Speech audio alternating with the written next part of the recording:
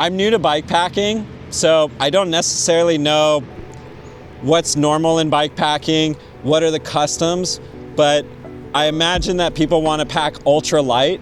And it's kind of funny because in this build, I actually didn't have to pack all that light. I packed way too much gear.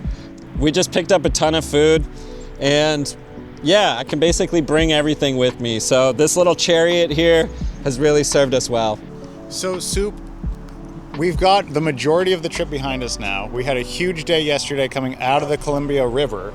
And I want to ask you, Soup, what do you think about bike packing? What have you learned? And is there any takeaways you have so far from bike packing? Clearly, we did it in a way that's maybe not the most typical intro to bike packing. What do you mean by that, Soup?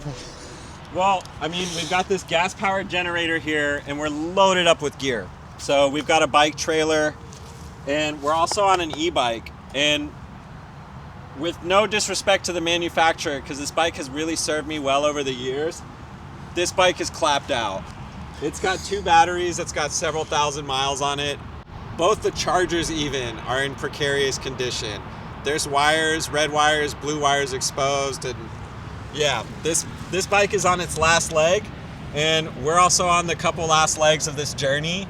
We've covered a lot of ground, and I'm truly impressed with this bike.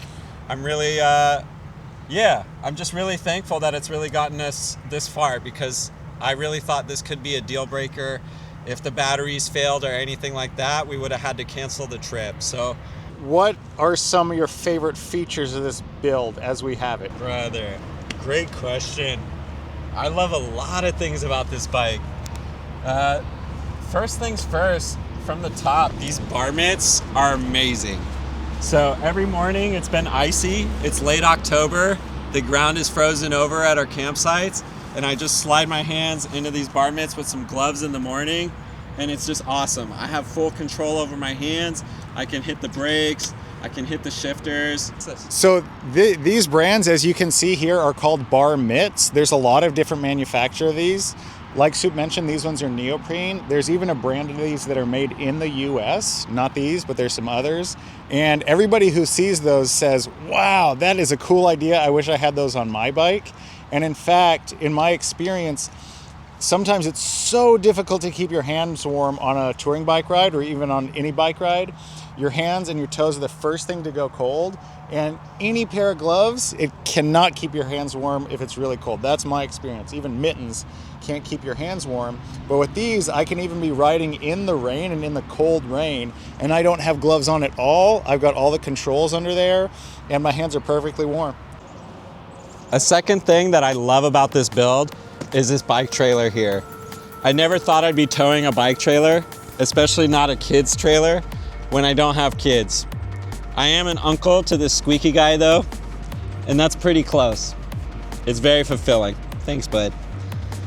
This trailer is really appropriate for this trip. It feels like we're on this pioneer trail. Sometimes I'll look at Sparks if I'm riding behind, and I'll look at the trailer and I'll think, wow, these are like these covered wagons.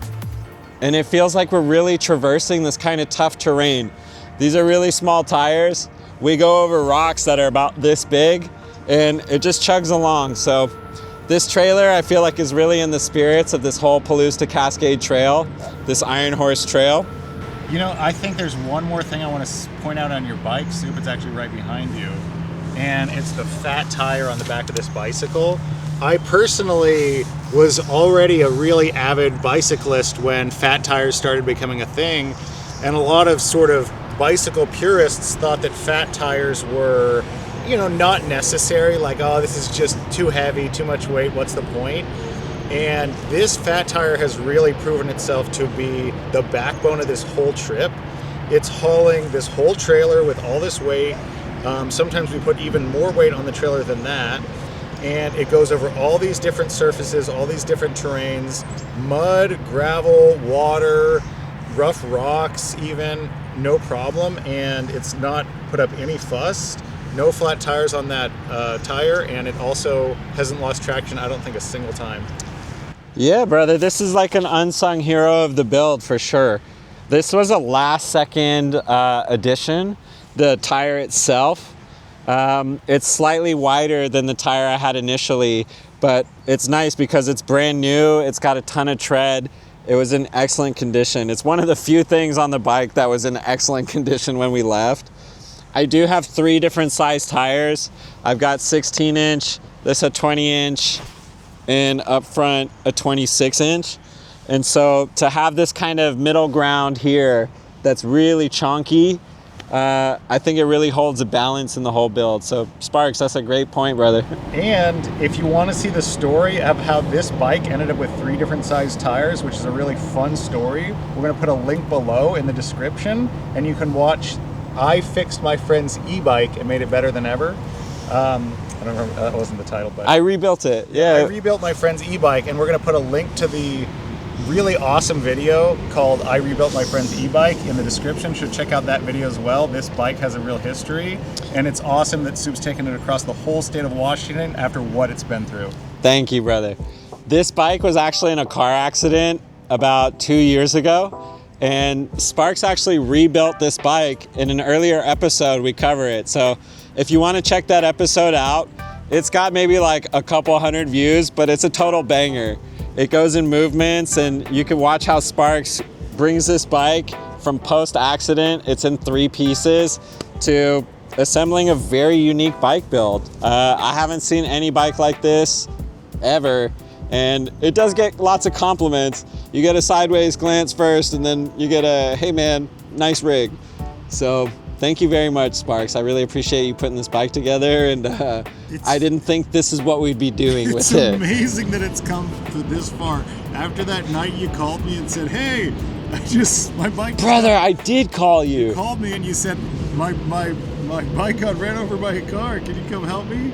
And Soup was okay, and we'll show you the story in the other video, but... That's so funny. We had just met each other. Right. Yeah, I got into that accident. It was right before Halloween, and we had just met each other, and I called you because I was in a bind, and you showed up right away. You saw the bike was in 3 pieces. You hauled it home, and it's funny, a year later we rebuilt it, and yeah, we documented all of that. So, brother, thank you so much, bro. Pleasure, like, man. really, I thought this thing was to go to the grocery store, maybe go to work, you know, to be crossing an entire state with it. It's really beautiful, bro. Yeah, it's very cool. Since we're taking this day of rest here in Ellensburg, we're at this beautiful riverside park, and Squeaks, you can see, is tired today. He's taking his little nap every chance he gets. He slept in that hotel bed last night. He conked out. Oh my gosh, the boys fell asleep with the lights on. That's how you know they were tired. Right, thanks for turning those lights off, Soup. We would have slept through the night anyway. And so now we're gonna keep him in the trailer for the rest of the day, give him his day of rest, because he really just doesn't even tell us when he's tired. He doesn't like the trailer much still. He still protests getting in, and he'd prefer to be running, but I know based on how I see him acting right now that he needs his day of rest. And so maybe if we pick up on a good section of some not too rough gravel in a day or so here, then he'll be able to get out of the trailer and keep running alongside us on the leash.